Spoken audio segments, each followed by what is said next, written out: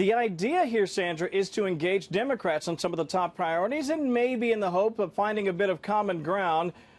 Certainly for us, it's a chance to understand what the administration's priorities are. Let me just share just a bit of the bullet points, some of the ideas behind the budget for 2020. The administration wants to curb spending. They obviously want to strengthen border security, but I talked about finding common ground.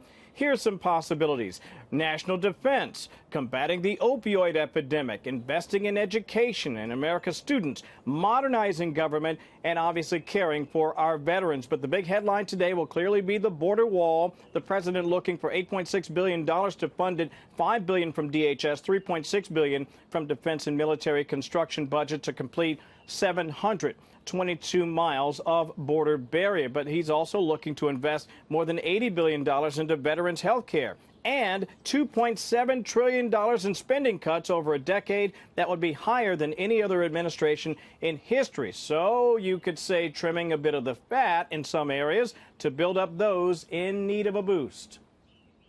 We believe the 3% growth rate of 2018 will continue in 2019 and beyond 2020 and so forth.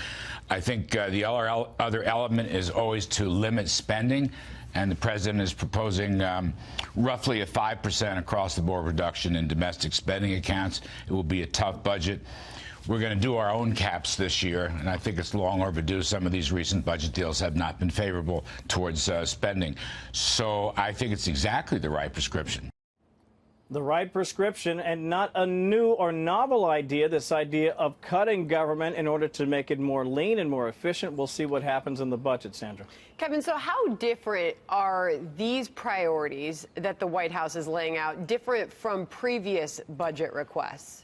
Yeah, I think that's a very good question, and I think the honest answer is not terribly, no, but there's a bit of nuance here, and I think it's important because the idea is to engage Congress, right? Now, this budget will force lawmakers to support some ideas that otherwise they maybe would prefer to bypass because there's real pressure here to give a little to get a little. That's the give and take here inside the Beltway. Now, that doesn't mean, by the way, Sandra, we should expect any deal on the wall anytime soon.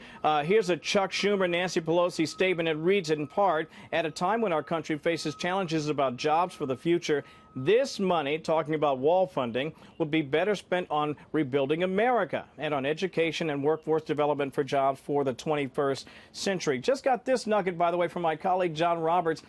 Pretty controversial part of the budget calls for welfare reform, work requirements, 20 hours a week for those on Medicaid and public housing and receiving food stamps.